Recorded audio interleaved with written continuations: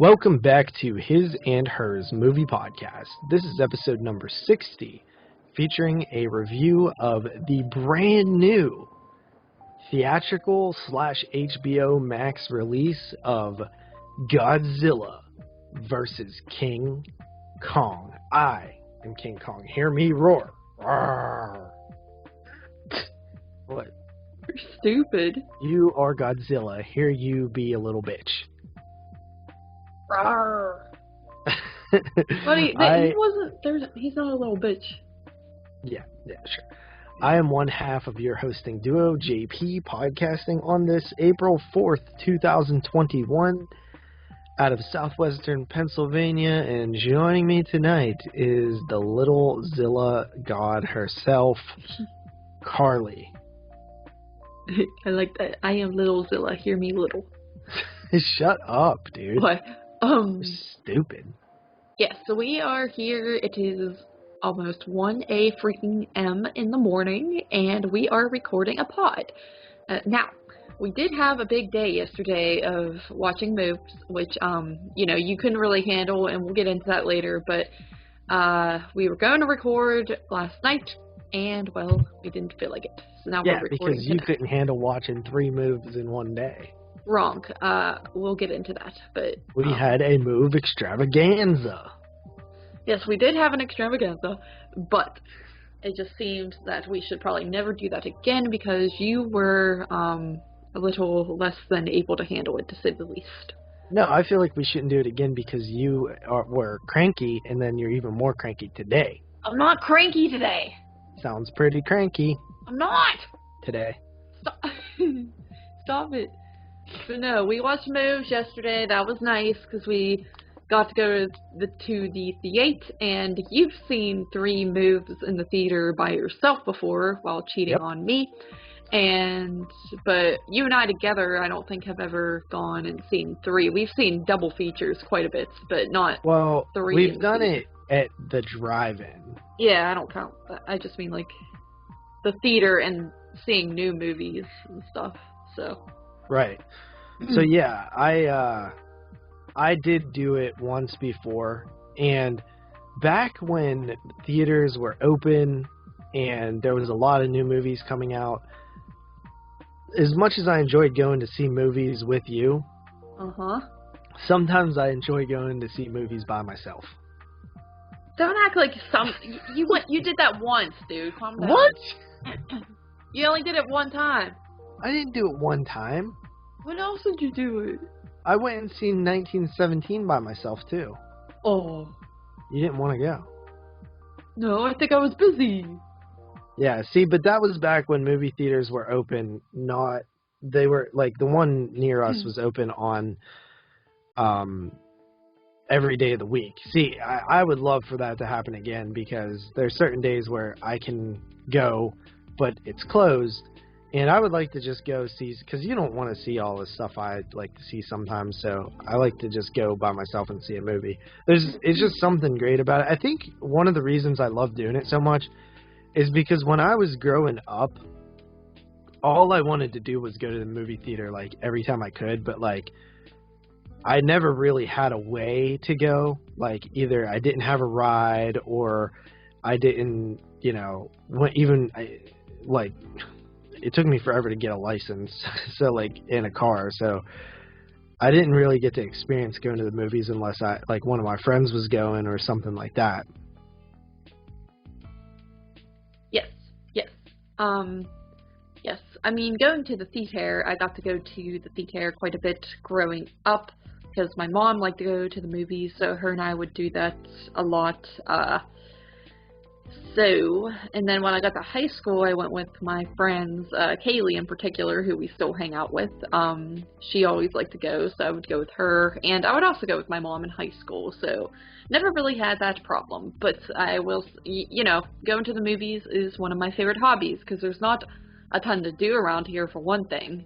And second, I just enjoy seeing a brand new film on the big screen. It is a good experience. I feel like you pay more attention to the move that way, and it's just a nice way to get out. But I've said that all before. But another thing that I like about it is that it's pretty rare where I go to see a movie and I'm just like miserable and can't wait for it to end. So like even if it's not like the best movie, Yeah. we usually still enjoy seeing it.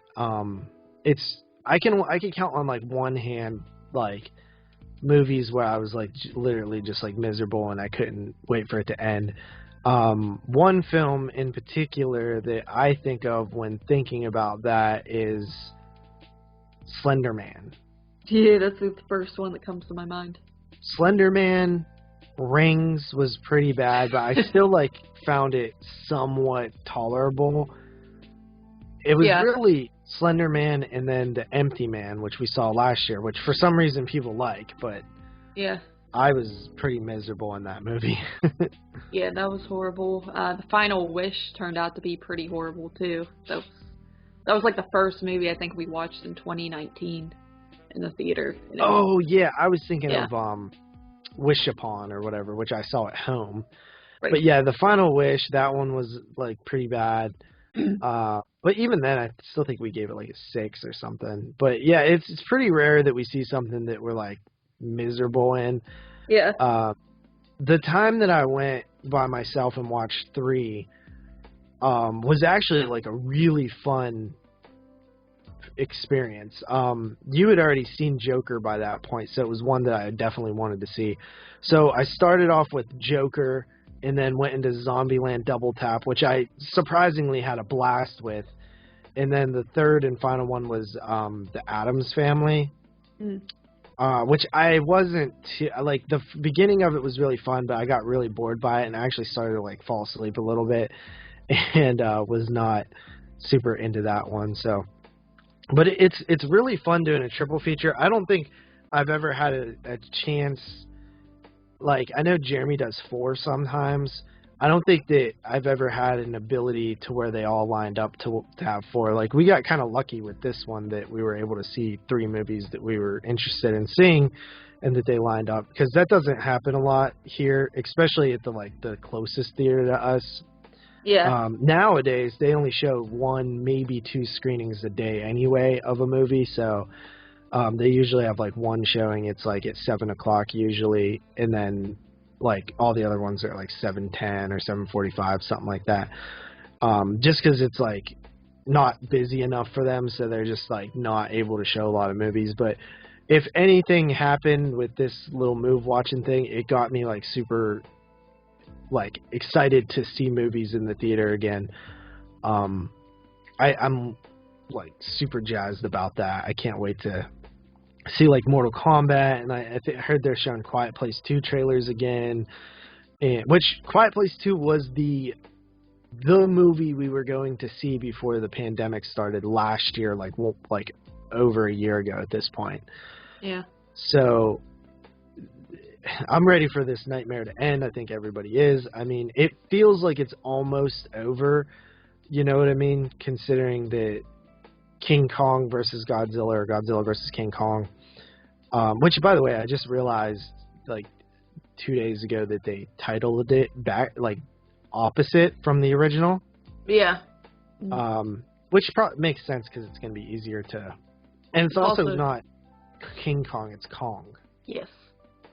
But we'll get into that. That's our featured review. We'll also have a little bonus review that we'll get to, and then the third film that we saw we'll actually save for next week is our featured review. So, great.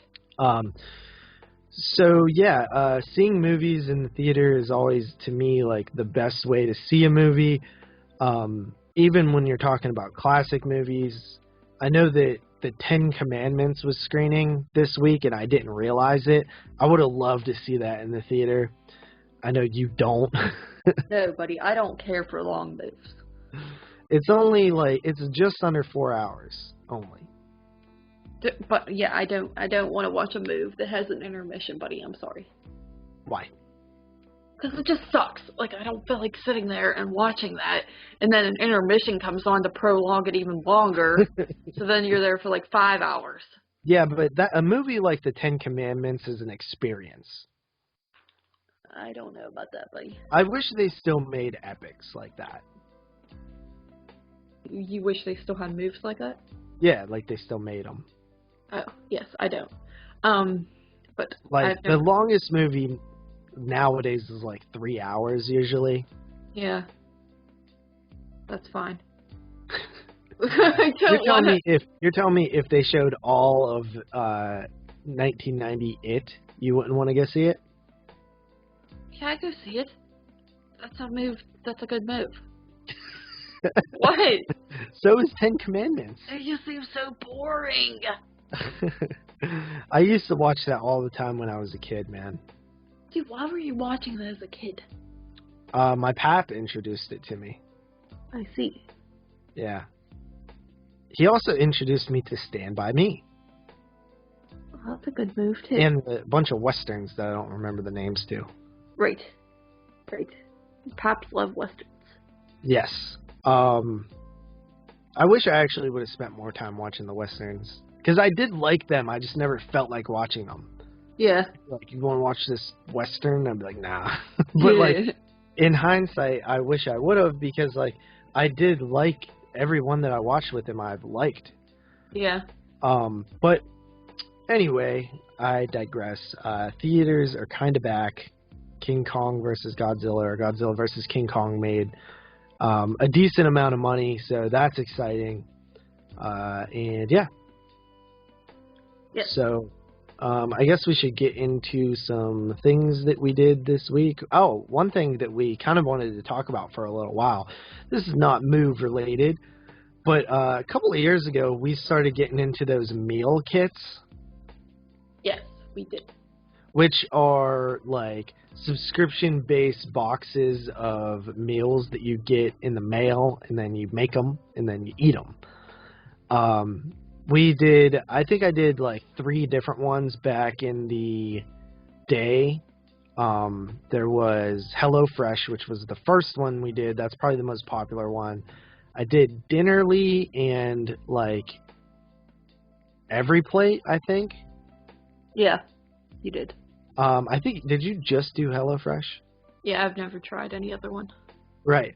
The price point, like usually when you first start them, they are really like cheaper because they want you to try them out, so they like discount like the first few like a lot, and then it gets more expensive. I think that the typical price is about $7 to $10 per serving, and you get 2 servings per meal, and usually the plans are like 3 to 5 meals per week.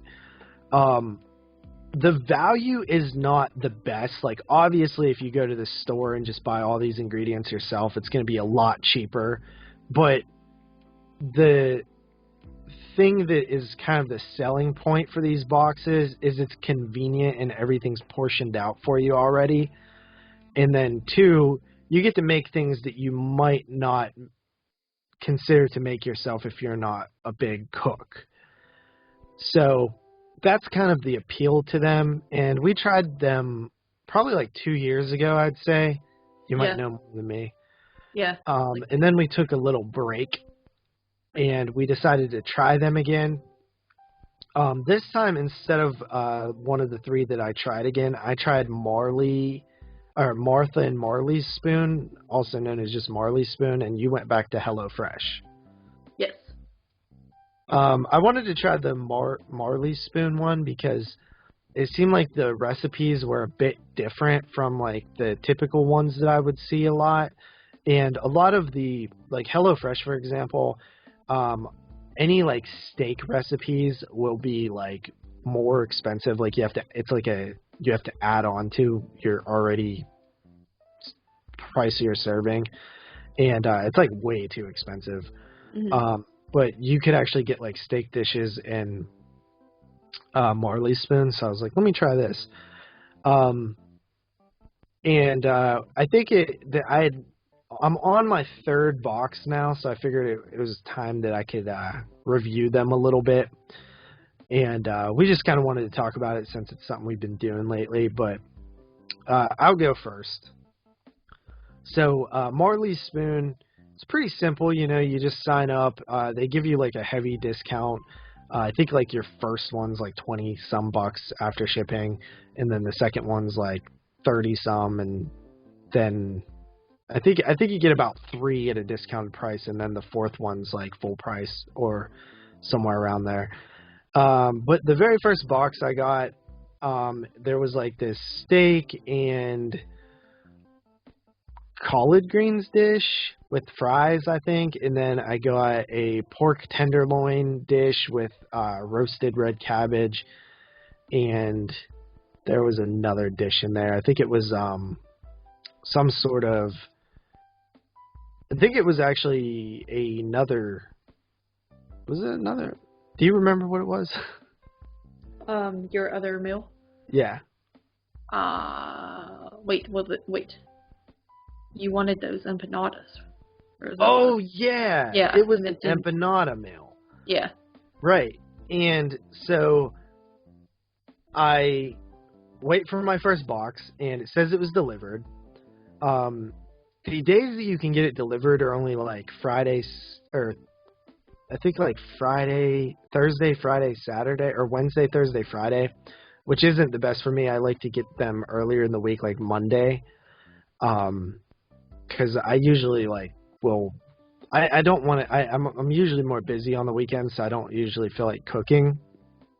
So that's kind of unfortunate. So I selected my date as Friday, and the box was delivered, and I didn't.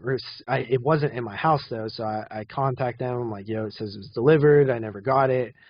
They had an issue with my address, which it happens from time to time where I live. It's like kind of confusing, and so they refunded me a whole box, and then it ended up getting delivered to a different house in the neighborhood, and we ended up getting it. And I did I did like the good person thing and been like, hey, I actually did end up getting it, but it was down the neighbor's house, which is technically I actually own the house it was delivered to, but they shouldn't have known that. Yeah.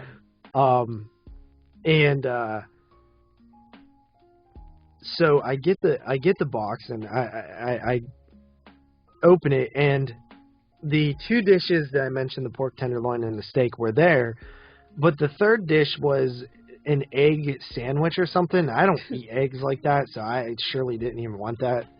And it was like a bacon and egg sandwich, but the stupid thing is they didn't even include all the stuff that was supposed to be with that. So it was like, even if I did want to try it, I couldn't make it because it was like half of the ingredients, and the other half of the ingredients were for the empanadas, like ground beef. Yeah. So I was like, what? You know what I mean? And I contact them and complain, and since they already like refunded me, they didn't refund me again. They just made a note of it and stuff. So right away, like, not the best experience with them. I did make the 2 dishes that I got. One was really good. One was okay. Not a big fan of roasted red cabbage, apparently. Right. And then the second box that I got was last week, and it actually was pretty decent. Everything was there. All the ingredients were there, and everything was good with that. Except for one of the bags, because they package it with ice. And one of the ice, after the ice starts melting, obviously there's water, and they try to separate it to where it doesn't touch the brown paper bags, but it kind of did. So my bag was like soggy and like ripping through, but all the ingredients were fine inside. The potatoes were a little wet, but they weren't like mushy or anything, so I just rinsed them off and they were good to go. But yeah, that one was pretty good. It was like a turkey enchilada, another steak dish, and then these hamburgers the hamburgers turned out really good, actually. It was probably the best meal of the group. But yeah, it was pretty good. And then the 3rd week I just got, and I've only ate 1 meal out of it, and it was these, what do they call it? Tostadas. It was like a shrimp mango jalapeno tostada, and that actually was pretty good too. I really liked that dish.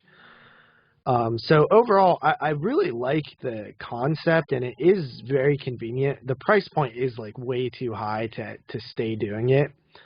But it is convenient to like come home and have all the ingredients ready, and it usually only takes like 20 to 40 minutes to cook. And the portion sizes are actually fairly decent. I was actually surprised with that, except for the one pork tenderloin dish I had. The portion was like really bad. But everything else I've had, the portions were pretty decent, you know, like decent enough to where you felt full after eating. Yeah. So I recommend Marley's Spoon slightly, but I do think HelloFresh is better, even though Marley's Spoon has cooler recipes. I think that overall, like the consistency of HelloFresh is a little better, and also the portion sizes might be a little bit bigger with HelloFresh, but like I said, the Marley's Spoon portion sizes were pretty decent.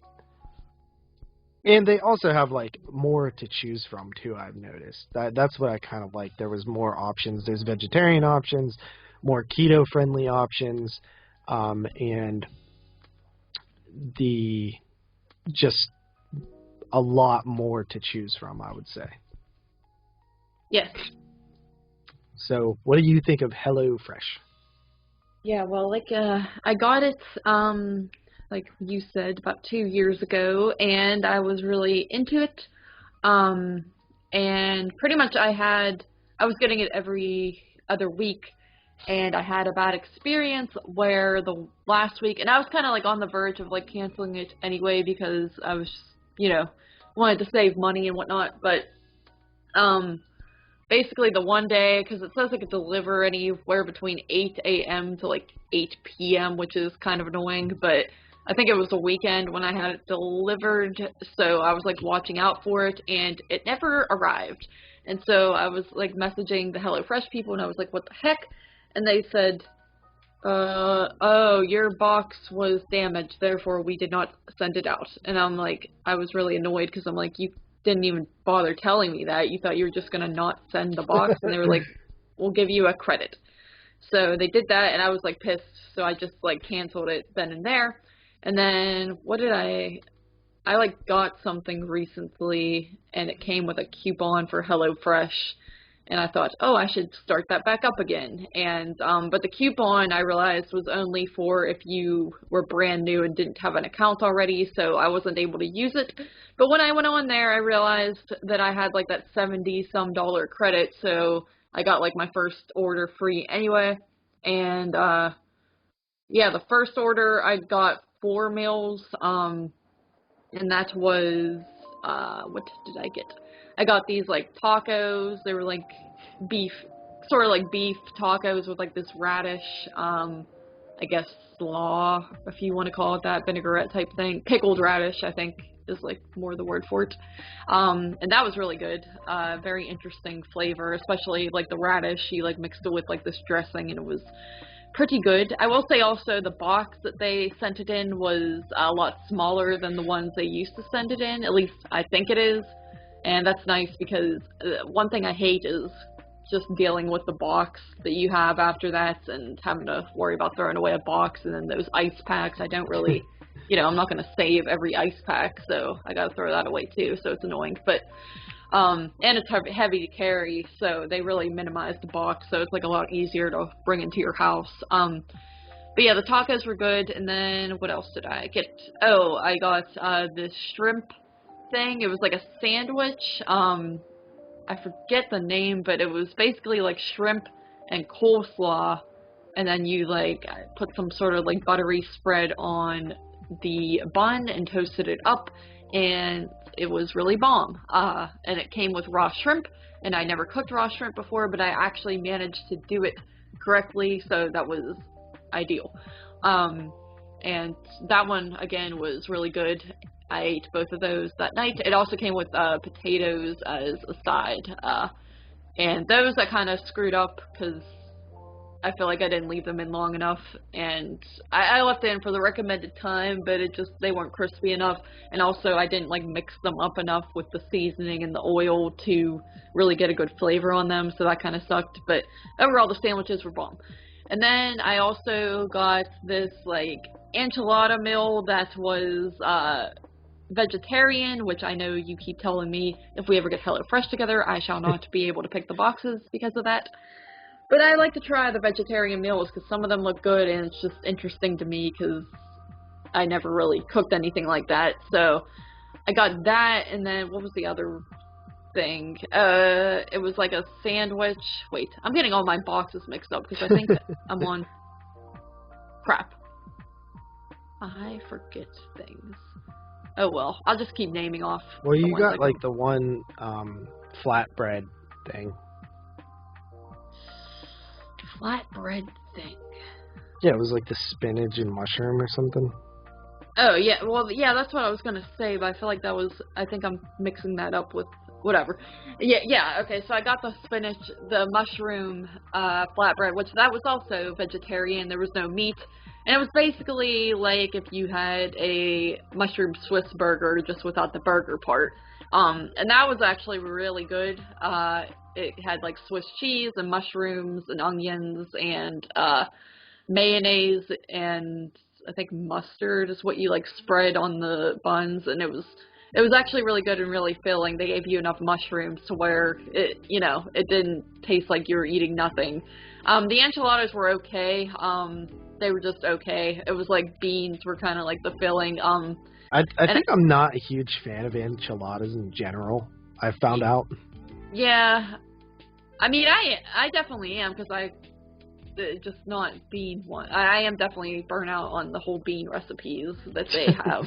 So they weren't bad. They were just like kind of ugh, and they weren't that filling. I ended up what I did was though with that I kind of brought those for lunch every day at work because I was panicking and running out of time. So I cooked that and the mushroom Swiss things in the same day, and I was going to bring the mushroom Swiss to work as well, but ended up just eating that for dinner one night. But the enchiladas I brought to work each day, and that's how I got rid of that because I didn't want anything to go to waste.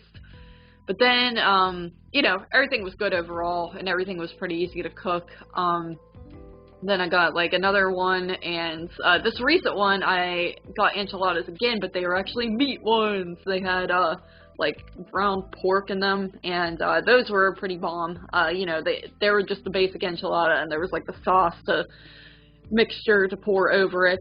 And then I got a chili that I was excited for because I love chili, but it was a little disappointing. The consistency just was not thick enough for me. I need my chili to be thick. I just hate soupy consistency. It kind of grosses me out for some reason. And it was a little bit soupy and a little bit mushy in my opinion. It just wasn't like a thick chili. And like I said, I'm a big fan of chili, so...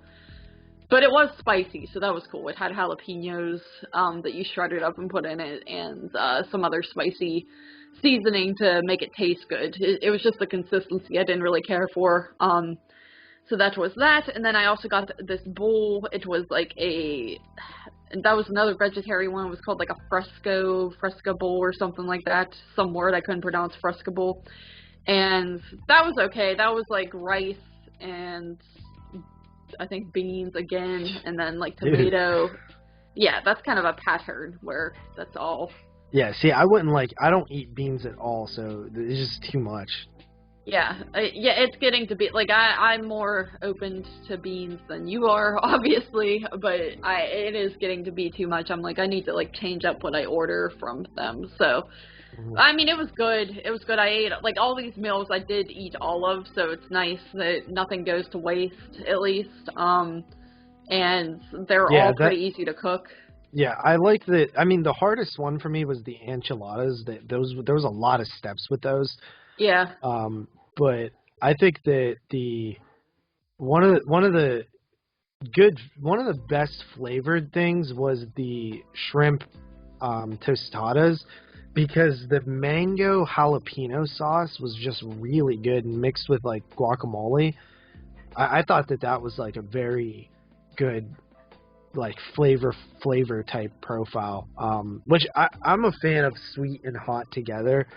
I've have you ever just like ate a piece of a jalapeno like raw, not like the jarred kind? Yeah. Like it's pretty, it's pretty spicy. It has some Yes. heat to it. Yes. But when you mix it with like something sweet like a mango, which by the way, mango is like a super good fruit. I always forget how much I like mango. It has like a, it counteracts the heat so well to where it like doesn't taste really that hot, but you get the flavor of the jalapeno. And still a little bit of heat, because I do like hot food. I mean, I eat a lot of hot food, and I've always been a fan of like spicy stuff.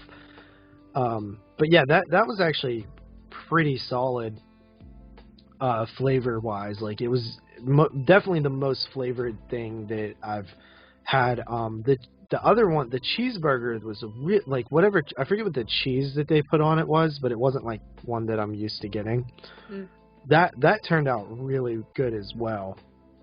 And the bacon, the actual bacon seemed a little high quality bacon, a little thicker and not a ton of fat content, even though bacon's, the fat part is good, but the other part's good too. So yeah, I think it's a pretty good system, and I do like it. It's too expensive to stay with forever, but every once in a while, it's fun. And I think that that's really what it comes down to, is these are fun to make, because I'm not going to make most of these dishes by myself on my own without ever having made them before. Like the shrimp tostada mango jalapeno thing, there's no way in hell I would have ever made that. Yeah. I've never even bought mango. Yeah, I don't think I'd be. It's fun to do that, and then you can keep the recipe cards and make them your own. One final comment I'll say about like the produce. All of my produce was really fresh, except for the 2 times that I got cilantro. It was not that fresh. It's good because for me, because I don't really like cilantro. I think that it has a weird taste, and to me, if you've ever been around, I don't know if you have them in your state, listeners, but stink bugs, I think that the taste of cilantro smells like the smell of stink bugs, so it grosses me out. But I do put a little bit of it on because I don't like wasting ingredients really, sometimes it tastes okay mixed with other flavors and spices, but it's just, I don't know, I'm not a huge fan of like the strong taste of cilantro. Do you like cilantro? I mean, it's okay. Like, it's not like, that's not going to be my go-to thing to put on a recipe unless it asks for it, like HelloFresh, Yeah, like when they send me cilantro, I use like maybe 1/8 of it. Yeah. Just to like chop it up real fine and give a little bit of the flavor. But for the most part, I usually just toss it out. But honestly, it's been it's not been the most fresh thing that I've gotten either. It's always, the 2 times that it's came, it's been the least fresh thing in there and kind of wilted and stuff. So look like it's kind of drying out a little bit. But everything else has been really solid freshness. The only thing also I'll say, and I know you get the 4 meals, if you can't really wait a day to start cooking them, like you have to pretty much start right when you get them, because the third or fourth meal that you get to, if you're making them daily, the ingredients start to get a little less fresh. So I always go with what I think will be will go unfresh the fastest, like leafy stuff and things like that. I'll usually start with that one. Or like, yes, I started with the shrimp one because I know shrimp seems to go bad fast, so I was like, let me do the shrimp one first. Yeah. But yeah, so some after a couple days, the freshness definitely is not going to be your friend, but just, planning on getting the box and making them that night, or at very least the next day. Right, yes. So yeah, that's a little review on what we've been eating. You are welcome. Yes. So I believe it is time for what we watched. Yes, it is. I believe the last one I reviewed was Fragile. Is that true? Hold on. Probably. Yeah, it was Fragile. Okay. So I believe I go second this week, or do I go first? I don't remember, buddy. Buddy, you're supposed to keep track of this. That's not even a thing that we would do. Yeah, You just made that up one day. You no, just made that buddy. up. I feel like you're always wrong, too. I'm pretty sure you're like, it's off every... Well, who wants to go first? How many do you have? 7. Alright, I'll go first since I have the most. No! Don't ask me any questions. I'm going to mute and take a nizzle. No. Please. Alright, so the first one, as you guys know, I've made a bet with Jeremy, so I'm like balls deep into 05 right now. And speaking of balls deep, the very first 05 Survive that I did this week is a little film called Pervert! Exclamation point. Have you ever seen this? Yeah, I just reviewed it on the last freaking episode, dude. What did you say about it? I said it was ridiculous. It was kind of funny, and I didn't think I was going to like it, but I thought it was funny. So there's this kid who's going out to live with his dad in the desert, and he's having a rough time with the ladies. His dad is married to this literal like porn star, Mary Carey. She's actually a porn star in real life, retired now I think, but and she's super sexy and kind of seducing him, and he starts hooking up with her, and then the dad finds out, and he's all pissed off, and then there's this whole thing with these murders that are happening, where the girls that the dad brings home end up dead and stuff, and the son thinks it's the dad, but the dad doesn't think that it is, and stuff you're not sure. So that's the movie. It's completely ridiculous, super, the sex scenes are just so dumb, but they're hilarious. This film for me was like a breath of fresh air in 2005 because it's just so different than everything we watched. Would you agree with that? Yes. They are having sex, and he's like, what's my birthday? She's like, June 6th, 1924. And then there's a penis. Yeah, it's a fun movie, man. I really liked it. I gave it a 7.5 out of 10. And then part of Survive 05, we have Frankenstein Reborn. This was an asylum film, and it's basically a Frankenstein tale. It follows, it's kind of done in this flashback thing where they're interviewing Victor Frank, like the police are, who's an inmate, and to see if he's fit to stand trial for a murder. And he basically is telling a story of how he was a scientist and doing these experiments, and basically created a Frankenstein thing from this wheelchair-ridden dude. It was okay. The Asylum used to try when they made movies, now they just don't. But it's nothing new to the Frankenstein genre. There was some okay gore, and the Frankenstein's monster looked okay. But it was mostly just boring for the most part. I think I gave it a 2.5 out of 5 or a 5 out of 10. Ew. And then I watched Feed from 2005. Did you watch this one? No. All right. This is an Australian film. We were supposed to review this on the podcast, but my internet went out, so I didn't make it on the episode. But I think Dave and Moods got together and reviewed it. So this investigator in Australia is tracking down these cyber crimes, and he finds this website where this guy is feeding, my 600-pound life type women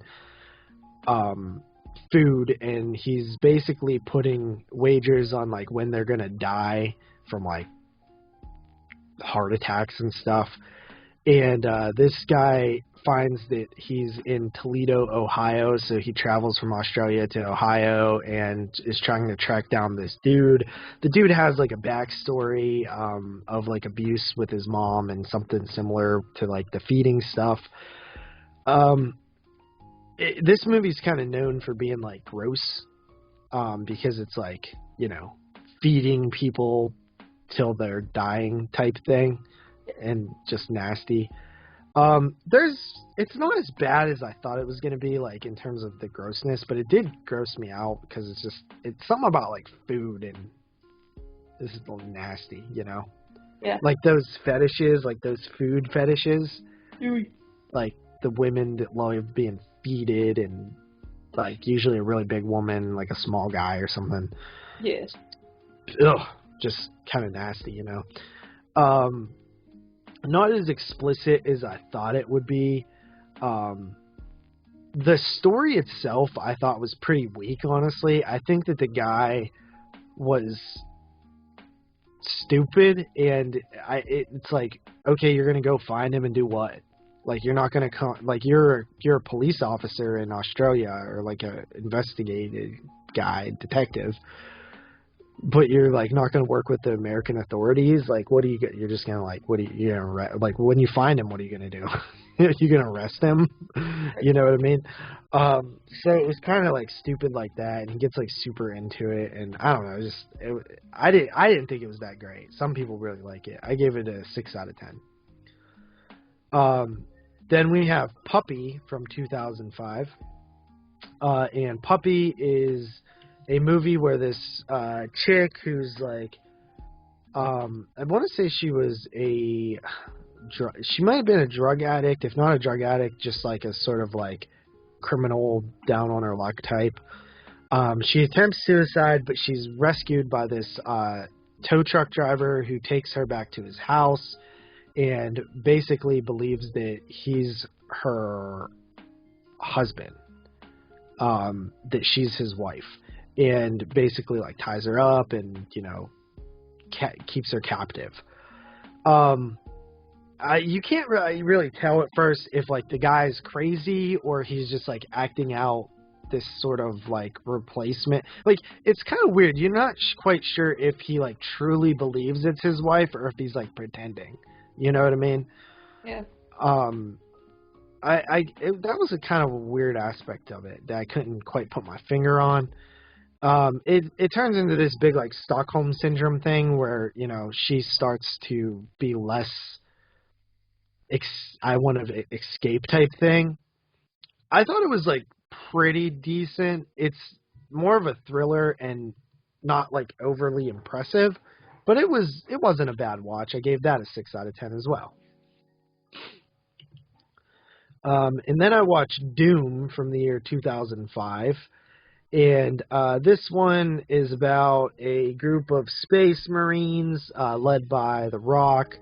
It's this like tactical squad, and they have to go to Mars to figure out this distress thing. And there's basically monsters, alien DNA monster things that are killing people.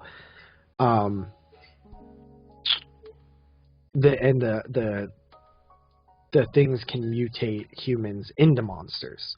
So it's like an infection thing. Based on the video game Doom, which I've never played more than just a couple minutes. I watched the unrated version, which was like near 2 hours. I don't know, man. I just don't really like this movie too much. I think it's not bad, but for 2 hours, it just seems like a way too long. There's some like decent gore, and I do like the POV like video game scenes where it's like point of view, like first person shooter. I thought that was kind of cool, just because it's like, kind of fully embracing the gimmick at that point. But I gave that a 6 out of 10 as well. A lot of 6s. And the 6s keep coming, boys. Let me tell you. Then I watched Cursed, Wes Craven's film Cursed from 2005. This movie is notoriously known for the fact that it was reshot multiple times. It was produced by the Weinstein Company. It was supposed to be the launching point for Wes Craven's new trilogy because he had just wrapped up the Scream trilogy, and this was supposed to be like the start of a new trilogy. I believe Kevin Williamson actually was on board as the writer. I want to say Rick Baker was on board for the effects, and it was, this pretty big hyped werewolf film. It was going to be this big thing, and the Weinstein Company just didn't really have faith in the project, and they essentially just were not easy to work with. Of course, Rick Baker, known for special effects on The Howling, and I believe he was actually supposed to do American Werewolf in London. Is that right? Or did he do American Werewolf in London? I thought he did. Or maybe he didn't. No, he didn't. Maybe he was supposed to do The Howling and he did American Werewolf. I can't remember. Maybe he did both. I don't know. He might have did both. Yeah. But I know there was a story about, he always wanted to, do another werewolf thing, and the Weinsteins, roped him in, and then it was, a nightmare, and he left, and they kept his name on it, and none of the effects in the movie are really his, and he was mad about it. And then they also, shot the movie multiple times, at least 2, possibly more than 2 times.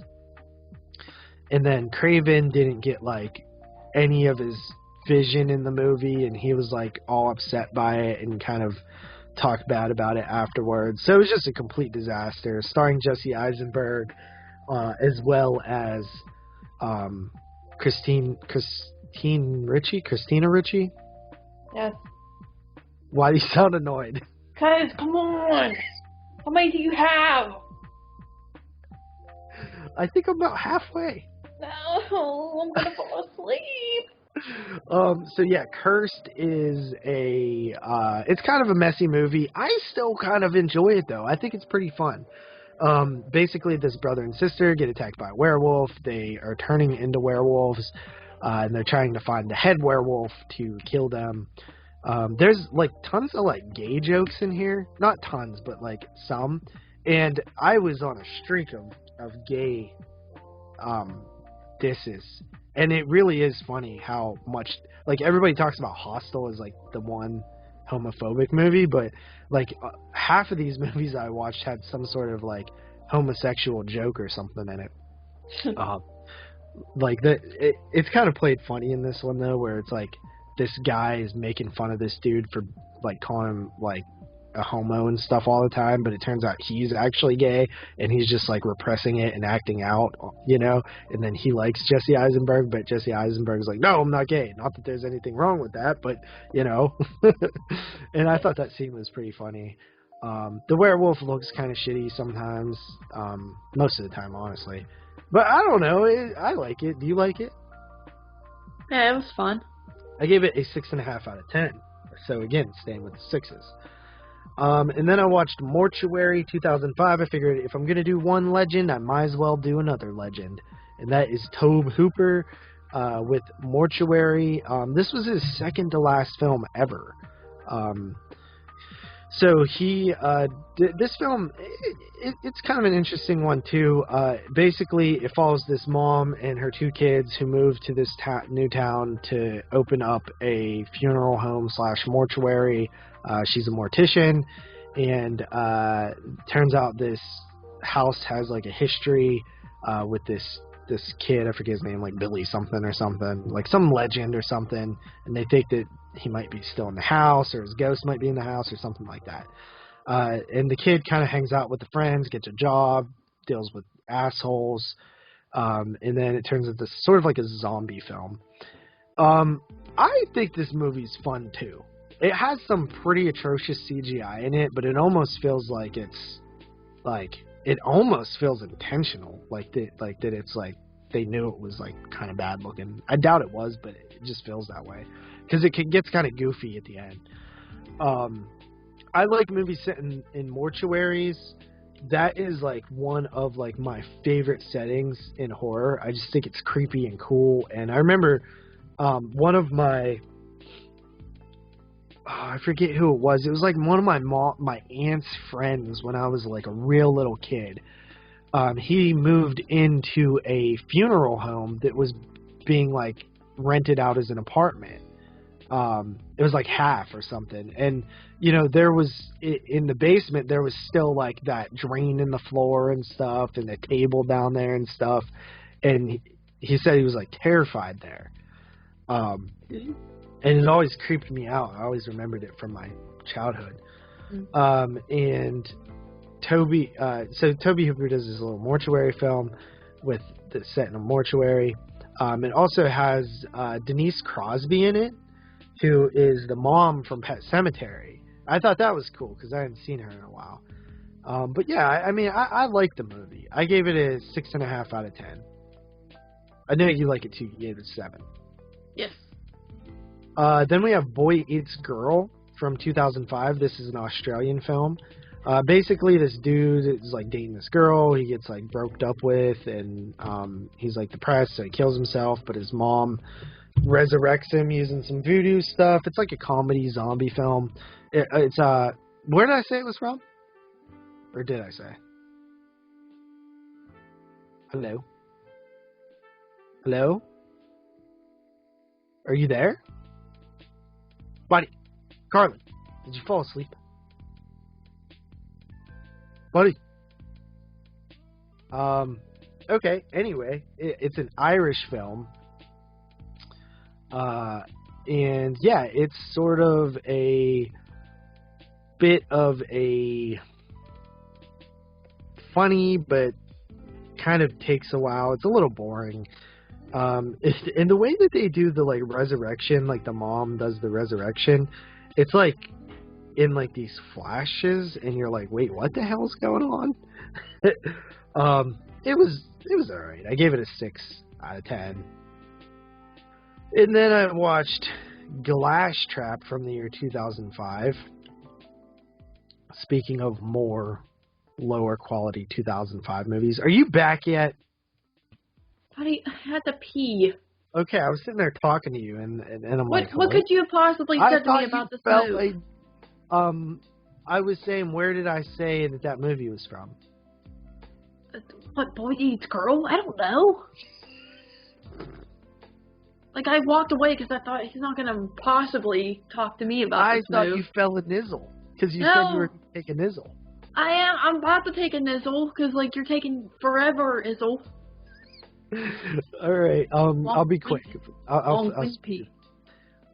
Fred Olin Ray directs Glass Trap. Basically, who cares? Or me. No one cares. He directs Glass Trap. Basically, an army of radioactive ants are put into a skyscraper. Now, I thought this was going to be about like little tiny ants that were, killer ants, like, regular sized cockroaches or something, like the movie Bug. But these are like actually like animal, like dog sized ants, and the size changes throughout the movie too. Like sometimes they look a lot bigger because they're CGI. There's a mix of practical, like half decent but cheesy and funny looking ants, and then like CGI ants. So I give them props for at least trying to do some practicals. But I just found this movie like incredibly boring. I just was not really into it. So yeah, I gave that one a 4 out of 10.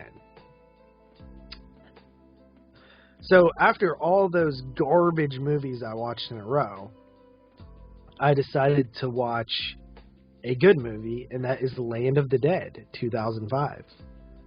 And Land of the Dead is the 4th zombie film in the Romero zombie canon. And I think it's the 4th best. I used to always lump it like the original trilogy, and then the second trilogy, Land, Diary, Survival. And I still do lump them like that. You know, Night, Dawn, Day, amazing. 10, 10, 10, all 10s. And then the second trilogy, not as good. But I think Land of the Dead fits more with the original trilogy than it does the second trilogy in terms of quality. Land of the Dead is a very good movie. It's set up in Pittsburgh, and basically it seems like really deep into the zombie apocalypse at this point. You got John Leguizamo's character, who is sort of working, you know, the hard job, going out, finding supplies, stuff like that. And where all the poor people are kind of lives on the outside of the city. And then on the inside, in the skyscrapers, it's like high-end, like the world never changed type thing. And he wants in there. So he's doing whatever he can to get in. They won't let him in. There's all this commentary about like classism and stuff like that. I really like it. I think it's a great movie. The gore is decent. The zombies look good. It's a continuation of Bub and how he was learning and stuff like that. I like where it goes. The more I watch Land of the Dead, the more I like it. And I think eventually it'll be considered a classic. So I give it a 8 out of 10. Do you like Land of the Dead? Yeah, it was pretty good. Yeah, you're not a huge Romero fan. But no, zombie fan, like you were gonna say. Yeah. I just think you know Romero is a hometown hero, right? Yes. You went to his school. I know. It's really like Tom Savini's school. Well, I think it's partially his, right? Well, he got brought into. I'm saying Savini like started it all. Yeah, it's funny because I'm reading these Fangos from 2005, and I'm seeing ads for Douglas in it. Yeah. And like seeing like the graduating class of that year, and I'm like, wow, man, that really has been around forever. Yeah, it has. And it's actually funny. When I was like, you know, Lindsay, right? Yeah. I used to hang out with her when I was a kid, like probably around 2005, 6, 7. And one of her friends was going to that school to be like a makeup artist, and she was like watching all these horror movies to like see practical effects and stuff. And I thought that was cool. Yes. Yes. Anyway, moving along, I just have about 6 or 7 more. Ah! What? Are you kidding? 1, 2, 3, 4. I have 4 more. Okay, go ahead. All right. Number 1 of 6. Stop! Yo! I like, the more you're upset, the more I just want to prolong it. Come on, nobody. So, I'm gonna Fred fall asleep. Oliver's filmography. Let's take a look at this. Who? What? Who's film? What? Come on!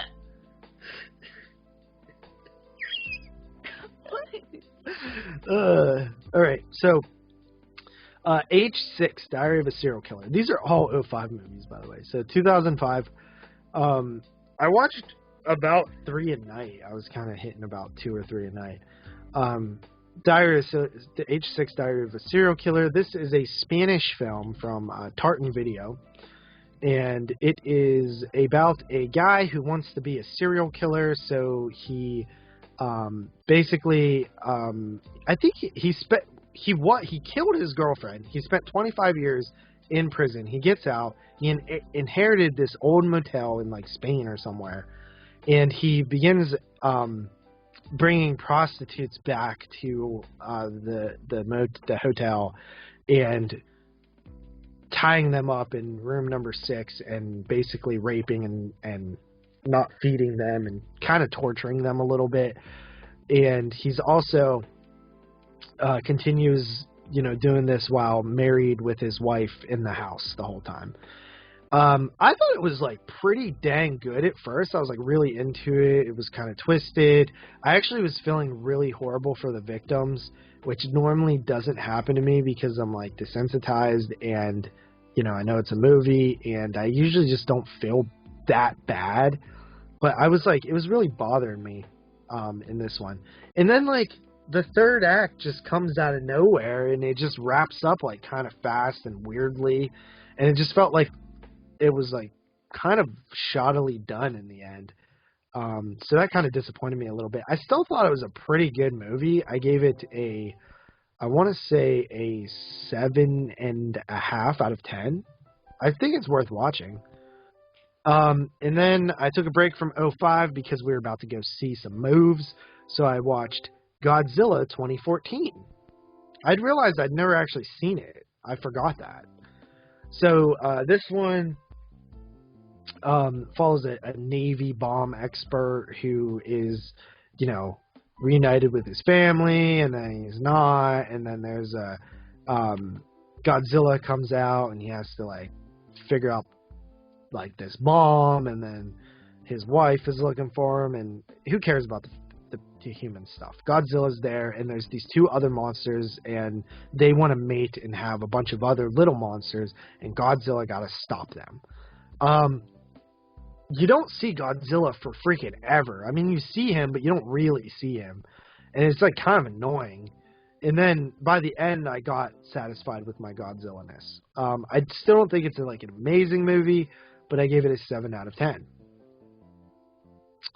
And then I watched Godzilla King of the Monsters on 4K because I wanted to revisit that one. I should have watched Skull Island instead of these because Skull Island's the best of the MonsterVerse, but I figured I had that 4K sealed and I still haven't watched it, so I was like, when the hell am I ever going to watch this? So I figured I would watch it now. Basically, there's some stupid stuff with Vera Farmiga wanting to release these Titans. All these Titans are different monsters like King Ghidorah and Rodan and Mothra and Godzilla. And King Ghidorah is a dickhead, and he wants to get all the monsters to destroy the world, and Godzilla is trying to stop him. I just don't really like this one that much. It's you don't really get, it has all those monsters, and they're all in it, and they look amazing, and the colors are great and stuff, but you just don't really get a lot of the monsters. I wanted more dedicated time to, okay, what is Ghidorah? He's cool, let's watch him destroy shit. Just have long sequences of him just destroying shit and stuff, You know? Yeah, I know. So, yeah, I think I fell asleep in the theater on that one. Yes. I will say that the original the 2014 Godzilla is a lot darker. But I gave Godzilla King of the Monsters a 7 out of 10. And then the final movie that I watched was Red Eye 2005, the other Wes Craven directed film from 2005. It's a thriller. It's about this girl who's on a plane, and there's this guy, and he wants her to do something or else he's going to kill her dad. And I think it's a pretty good movie. Sure, it suffers from thriller things oh, why didn't she do this at this point? Or, oh, she should have tried this at this point. Or, why did this guy not do this at this point? But, it's okay. I kind of accepted some of them. So I gave that a 7 out of 10. Cool, buddy. Or 6.5. Cool. 6.5. 7. Cool. 7. Okay, 7. Cool. Cool. All right, and I just got a couple more here. No, you don't. You just said that was the last one. Why do you sound so sad? Because you said it was the last one. All right, go ahead. Yay. Okay, it's my turn. Alright, so first up, I watched The People Under the Stairs from 1991. Dude, and why? I was gonna explain why! Because, on Slumber Party Mastics, we are doing a list like we did on episode 2, and we're doing it on Final Guys. So we compiled a list of Final Guy characters, and there's not many in regular slashers, so we went with other moves. And The People Under the Stairs, we have Fool as one of the contenders, and so I decided just to rewatch it just to, get it fresh in my mind and see what Fool does, if he fools around or if he does not. But did you guys record that yet? We recorded half of it, but that part or no? Well, no, we were halfway through it. Yes. Yeah, so. That's kind of an interesting question because who really is there for Final Guys? I mean, do you count Ray from I Know What You Did Last Summer? Yes. Oh, you do count him? Yes. That doesn't mean he made our list, but Right, well, obviously. Yeah. Fucking, you got Tommy Jarvis out there. He better, like, I mean, Ray is fucking, he's kind of a dumbass. But I'm just saying, like, I was just trying to think of how many there are, and obviously Tommy Jarvis is, like, the number one, and then maybe you think of, like, Mark Patton's character in Elm Street 2 as, Okay, like... well, that's the thing, buddy. I guess I'll say it on here. We excluded the obvious ones, so that we can highlight other ones. So you're not asking who the best final guy is, though. You're asking who the best out of these guys are. Okay, dude, sure. Anyway, The People Under the Stairs is a good move. And what do you like about it? How many do you have? Like, come on, stop it. I'm annoyed. You just, like, roasted my pod on... No, I didn't. I did not roast your pod. I'm just You saying, just did a passive-aggressive diss like you always do. I didn't do that. I'm just... I'm not a big fan of when people say, like, okay... who's the best final guy? But we're not going to count the best ones. We're just going to count the other ones. So just call it something else then. Okay, dude, we'll call it something else then. So anyway, I understand you want to have a fun discussion, but let's say that instead. Like, who are the best final guys besides? We mentioned it on the show, buddy. I'm just messing with you. Relax, homie. But you're not, though. Yes, I am. No, I know how you are. But anyway. I like The People Under the Stairs. So just those two you don't count? Oh my god, buddy. I'm not talking about that on this show. I shouldn't have even probably said that on this show. Well, I didn't want you to tell me, like, what you did. Okay. I'm just saying, like, you can say the concept of it without actually telling, like, what you do, like, what you chose and stuff. Alright, dude. So, People Under the Stairs, I like it because it is fun, but it is also serious, but it is handled in a way that is not so serious to where it's like depressing, and not super fun to where you forget all the serious stuff that's happening. I think it's a cool movie, and I think Fool is a little badass character. So I've talked about this on this show before anyway. Then after that, I watched The House on Sorority Row from 1982, because that's supposed to be our featured review on Slumber Party Massacre, so I'll just wait, I guess, to really talk about that. That's a good pick for the Slumber Party Massacre show. Yeah. So I'm going to wait, though, really to talk about that more, because we didn't even review it yet, obviously, on the show. We've seen that in the theater. Are you going to bring that up? Yes, I'm going to bring that up. Yeah, that was pretty cool. Yes, that was cool.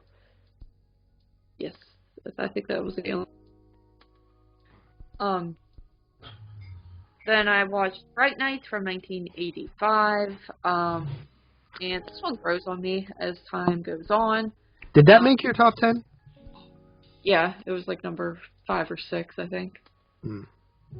But it's grown on me. I didn't love it the first time I saw it, but as I watch it more and more, I think it's fun. I always feel like the ending, like, kind of, I start getting bored, like, kind of like, come on, like, it kind of drags on for me a little bit toward the end, like, you know, battle, fight, whatever you want to call that, taking down the vampire scene goes on a little too long. I mean, well, then obviously, I guess you could say, like, also the whole serenading what's-her-face scene also goes on forever, but that's supposed to go on forever. But there are moments in the film that do drag for me, but overall, I do think it's a fun film.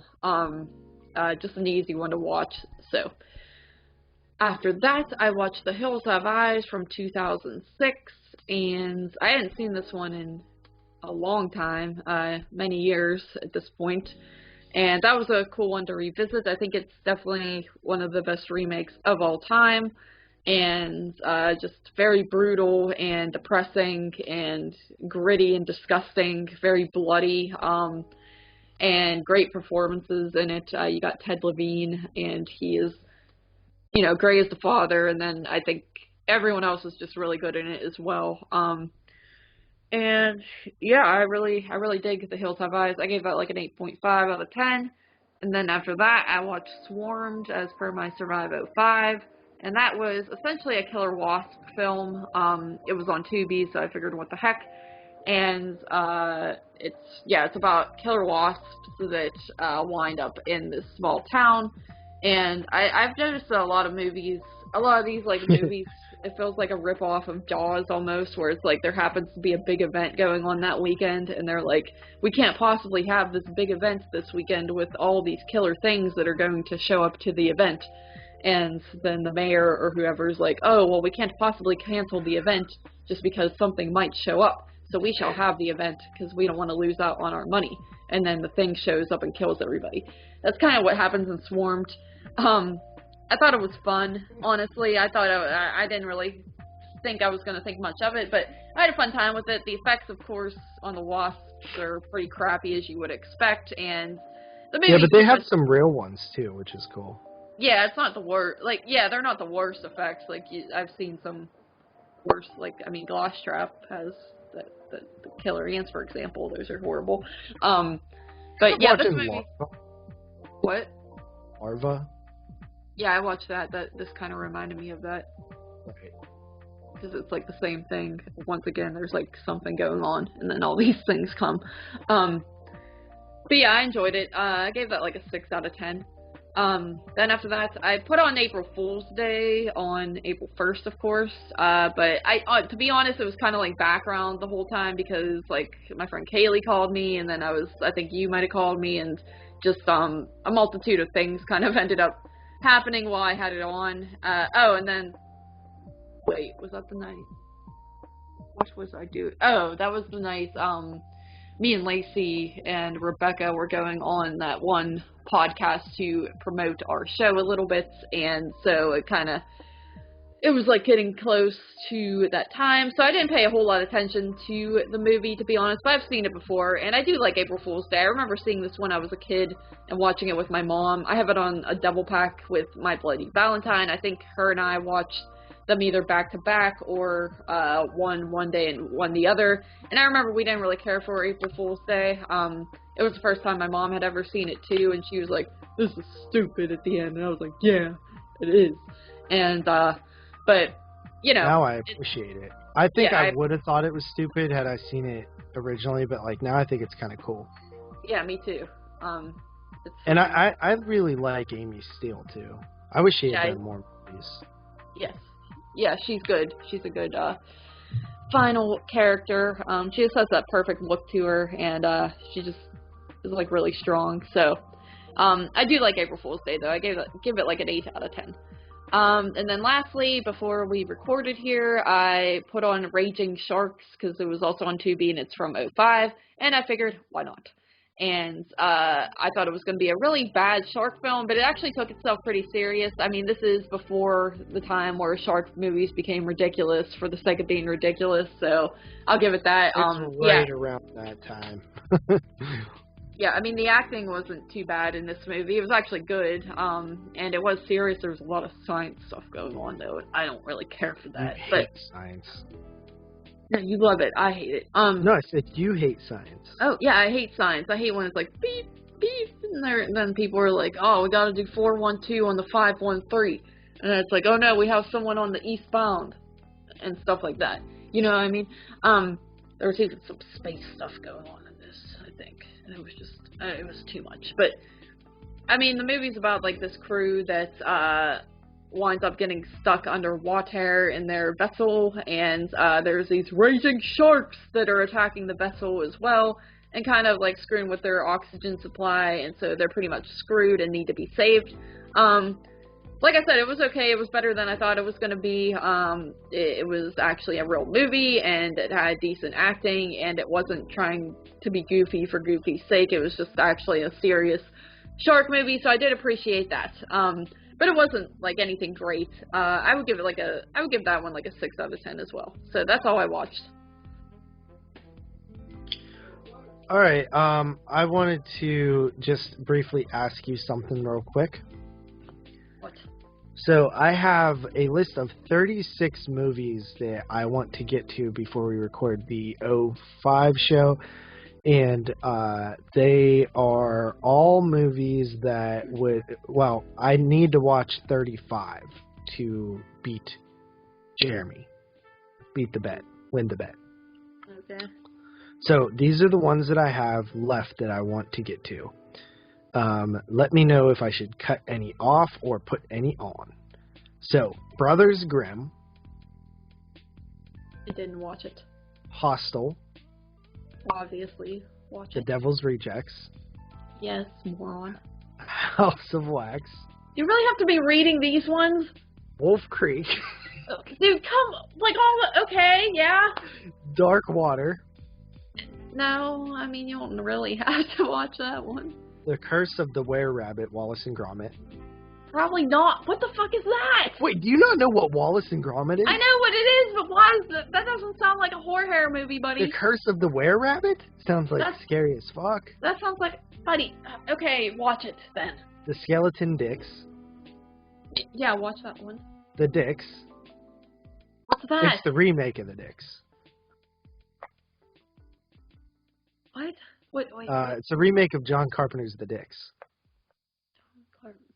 The thing. The fog. Oh, no, don't watch that.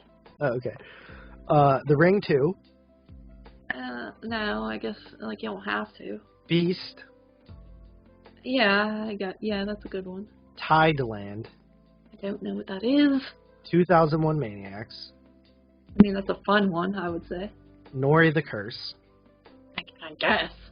An American Haunting. I don't know. I don't think I've ever seen that. Antibodies. I haven't seen that. Boogeyman. Don't watch that. Tamara. Watch that. Strange Circus. I don't know. Chaos, which is like the Last House on the Left remake. I want to watch that myself. Noriko's Dinner Table. I guess. What? You hate that guy's dinner table. I do. I don't care what he's having for dinner. Meatball Machine. I don't know, dude. Probably not. Boo.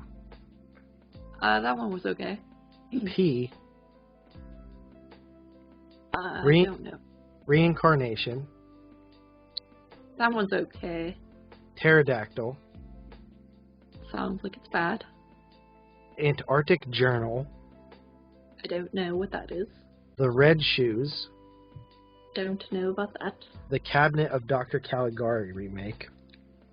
Not seen that yet. Hard Candy.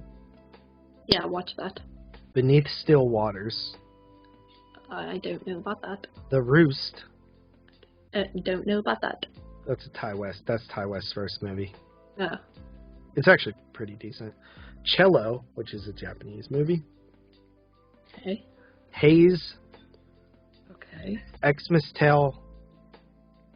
Loft. And Corpse Bride, which actually was about 37. Yeah. Okay.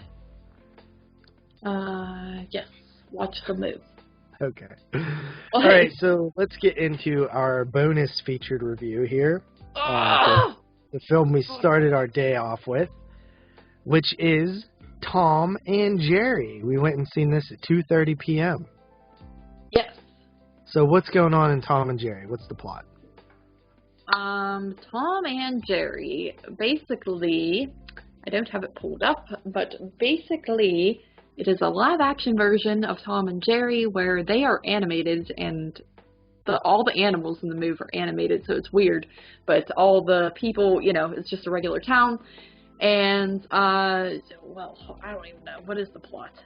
You got Chloe Grace Moretz in it, and she is, I think, just kind of down on her luck, like she just quits her job, and then she winds up at this hotel, and let's see, I'll read this. A legendary rivalry reemerges when Jerry moves into New York City's finest hotel on the eve of the wedding of the century, forcing the desperate event planner to hire Tom to get rid of him. As mayhem ensues, the escalating cat-and-mouse battle soon threatens to destroy her career, the wedding, and possibly the hotel itself. Yeah, so right away I gotta say, I like the opening. They use the classic Tribe Called Quest song, Can I Kick It, in the opening, and there's these pigeons that are floating around singing it, Can I Kick It? It's pretty fun. And I really actually thought Chloe Grace Moretz did a good job carrying the movie. She was really funny. And also, Lawrence, was that his name? Lawrence, the Mexican dude? Terrence. Terrence was really funny, too. Really enjoyed Terrence. He's like, boss, she thought that the fish was what worked here. Stupid. And he's like dead serious. It was really funny. Yeah.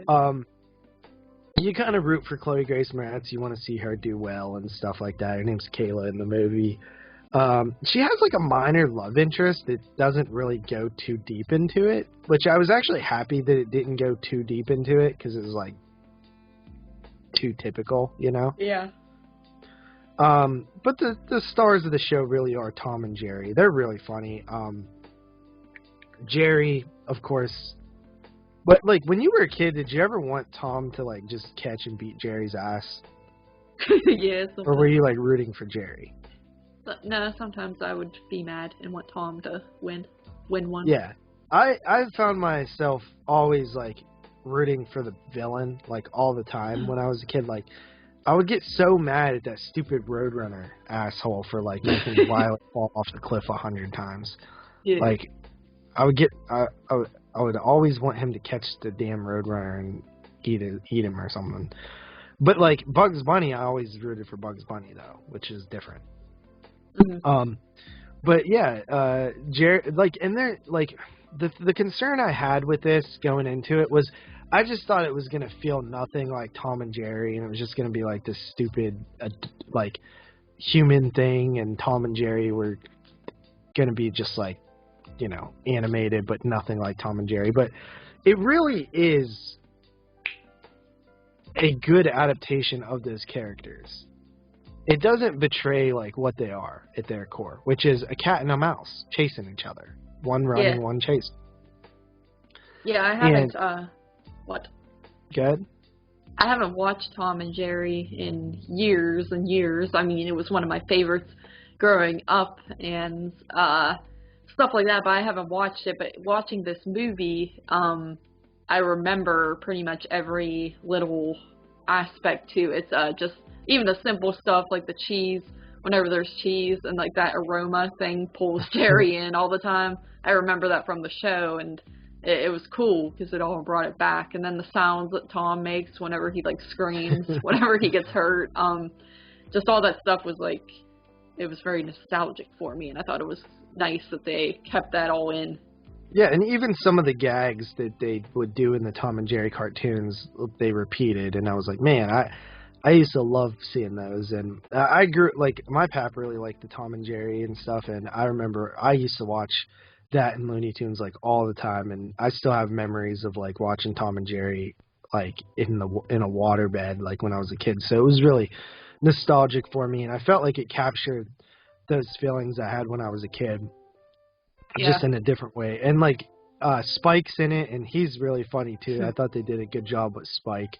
He's a little bit different than he was in the cartoon, but he was still kind of funny. And one of my favorite parts is the cameos by Droopy D. Yeah. They were really. It was very brief, but they were really funny. Yeah. They were like really funny. Yeah, it was. And good. All the human characters were pretty fun and stuff, and I didn't even get super annoyed with the, like, I guess, like, the celebrity couple that's staying at this hotel. They didn't even really annoy me too much, which I expected that to be, like, a super boring part of the movie. Mm-hmm. But it really didn't bug me too. And even, like, the bit characters, like that weird girl, like, she was funny. The owner of the hotel, or like the runner of it, he was funny. And then also just being set in a hotel, which me and you both have like extensive experience with, there was a lot of things that you could kind of relate to and stuff like that was fun. Yeah, like them destroying that hotel room. Or like whenever they find out there's a mouse in there and they're trying to be all discreet about it because they don't want like the guests to know. Right, like, yeah. We've had situations like that, not with mouses, but other things where you're trying to keep it on the DL. So overall, I mean, I thought it was super fun. I really enjoyed the whole movie. Yeah, I did too. I really didn't have a ton of interest in this, even though I do like Tom and Jerry, but just based on the trailer, I thought it was going to be stupid and like what are they doing having this live action type of thing? It just looked weird to me, but yeah, I thought it was really funny. Chloe Grace Moretz, I thought, did really well in the role, so it was cool to see her do a comedic role for once, and she did well at it. And then yeah, I forget what that he was the dude from Fantasy Island too. I forget what his name is in real life, but he was great. And it was a good move. I thought it was very enjoyable, and I think that is cool that when we do double features or triple features, I think it's best when we do movies that are completely different in genre, because it's like you watch a fun move, then you watch like more of an action-packed move, and then you watch like a serious slow burn horror move at the end. And I thought that was a cool. Yeah, it was actually a good lineup. Like, and seeing Tom and Jerry first was like the best way to do it, because you're like, it's 2 p.m. and you know it worked out really well. I think that was cool, and I was tempted to watch it on HBO Max just because I was curious about it, and I didn't know if I would go to the theater and see it. But I'm glad I waited for the theater. It really is the best way to see those type of movies. But yeah, I gave it an 8 out of 10.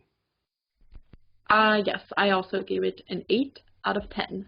Definitely one of the funner movies I've watched this year for 2021 movies. Yeah. All right, and now let's get into our featured review of Godzilla versus Kong. Yes. So what's the plot for Godzilla versus Kong?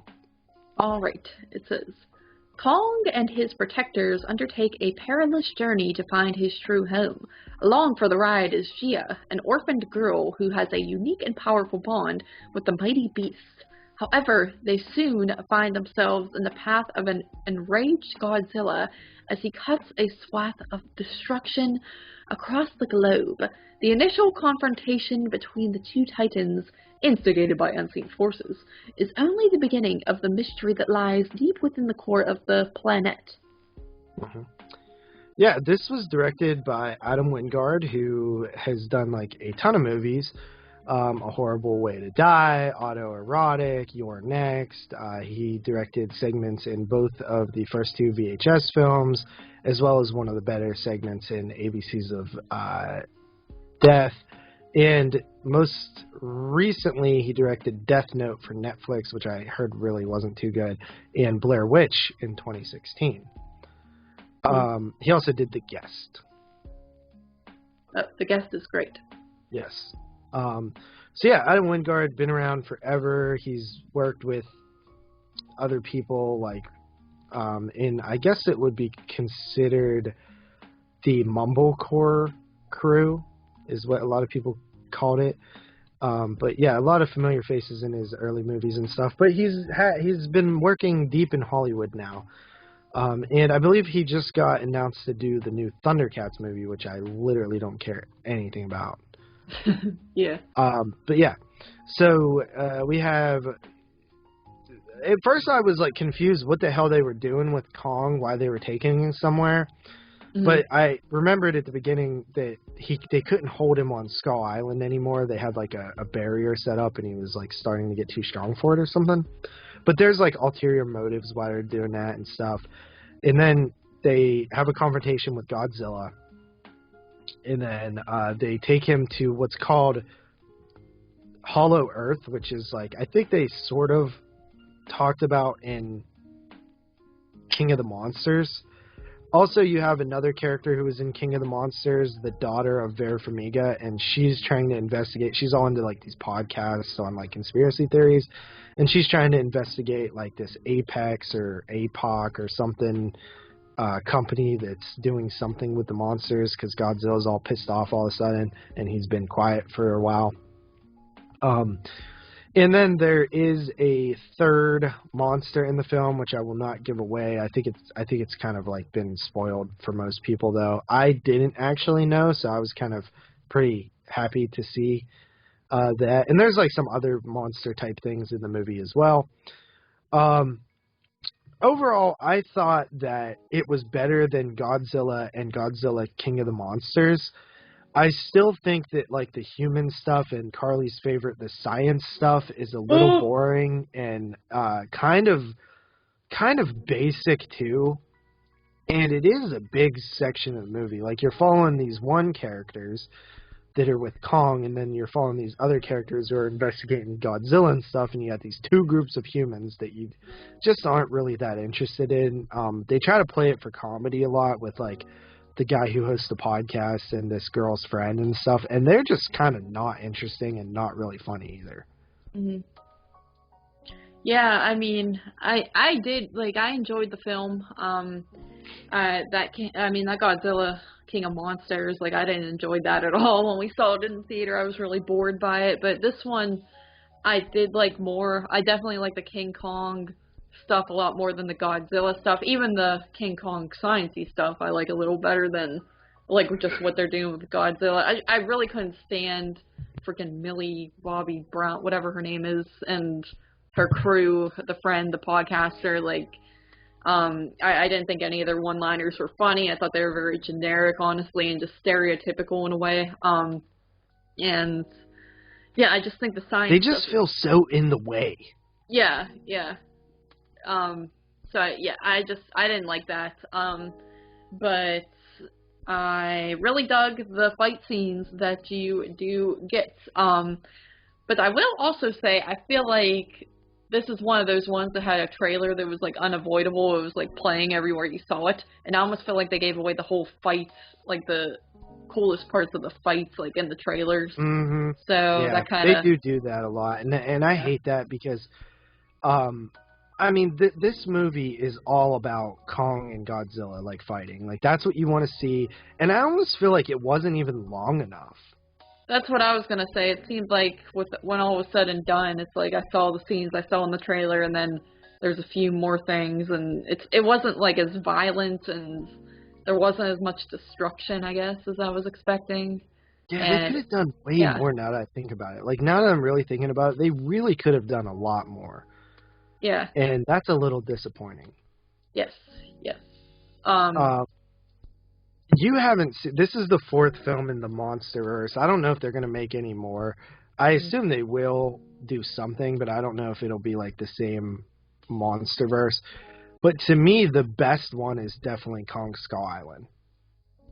Yeah, which I did not get the chance to see, unfortunately, but I would like to see it because, as I said, I am a fan of King Kong. Not so much Godzilla. I just think King Kong's scarier, too, because just the idea that he's a giant ape, and that's, like, more realistic to me than a radioactive whatever that comes from the sea. I think that the Japanese Godzillas are a lot more entertaining.